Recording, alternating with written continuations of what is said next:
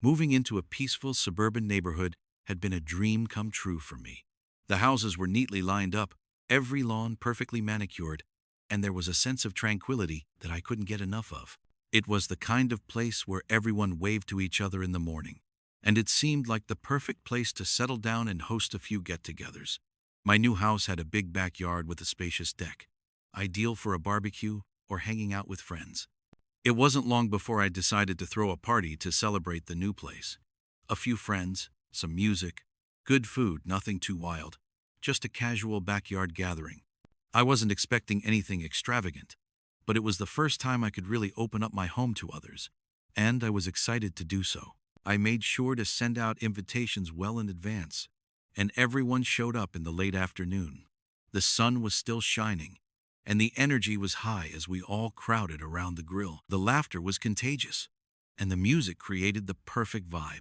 It wasn't a rave or anything, just some background tunes to set the mood. But you know how it goes when you're in the moment. The music gets louder, the conversations get livelier, and before you know it, you've got a pretty good little gathering going on. Everything was going perfectly until I noticed her. Karen. I had heard stories about her before I even moved in. Everyone in the neighborhood knew her as the HOA enforcer, the woman who made sure that everyone followed the. After Karen's abrupt departure, the mood at the party shifted slightly. No one knew what to say. Some friends exchanged nervous glances, others shrugged it off, but I could tell that everyone was quietly wondering what would happen next. I knew that Karen wouldn't back down so easily after all. It wasn't just about the noise, it was about her sense of control. She had made it clear that she wasn't going to let me get away with anything, and I had no doubt that she would be back to escalate things. But I refused to let her ruin our evening. I turned the music up a bit more, just to make a point. The backyard was full of laughter again, the sound of the grill sizzling, and my friends chatting over drinks.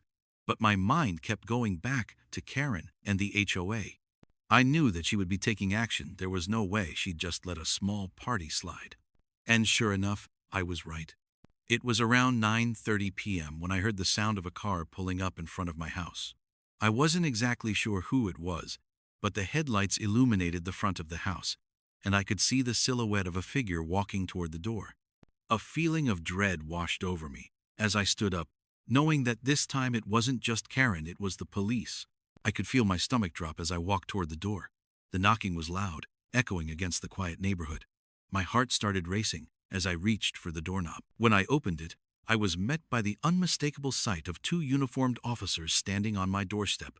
Behind them, Karen was standing, her arms crossed, wearing that same smug expression. "Good evening, sir," one of the officers said, in a calm but firm tone. "We received a noise complaint from a neighbor, and we're here to investigate." I stared at them for a moment. The rest of the evening passed in a haze of frustration. I tried to salvage the party by turning down the music, but the vibe was already ruined. My friends were starting to leave, sensing the tension in the air. Karen's move to call the police was a huge blow, and I could tell that it had taken the fun out of the evening for everyone.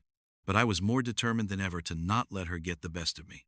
I wasn't going to let Karen or the HOA dictate how I lived my life in my own home. The next day, I went straight to the HOA office. I had a score to settle, and I wasn't going to let them get away with this. I walked into the office, where a woman behind the desk greeted me with a forced smile. She clearly knew who I was. The reputation of my run-in with Karen had already spread like wildfire through the neighborhood.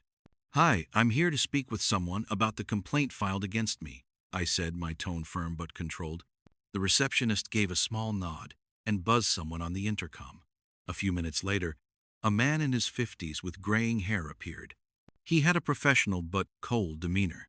"Mister, your name?" "I'm Dave," he said, offering his hand. "We've been informed that there were some issues at your property last night. I'm here to get all the details."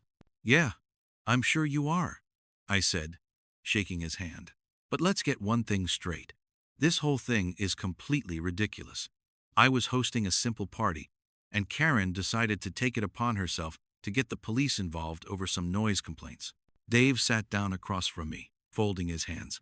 "I understand you're upset, but as an HOA, it's our responsibility to ensure that the neighborhood remains peaceful. Karen brought this to our attention, and we were just doing our due diligence by getting involved. I leaned forward, my frustration mounting. But there's no violation. I wasn't breaking any laws, and I wasn't disturbing anyone. Karen doesn't have the right to just take things into her own hands like that. She's clearly just trying to control everyone. Dave didn't react to my outburst, but I could see he was listening. I'm sure Karen meant well, he said. But you need to understand that there's a reason we have these rules. The last thing we want is for the neighborhood to become a place where people feel they can throw loud parties every weekend. I gritted my teeth but forced myself to stay calm. I get it. You want peace and quiet.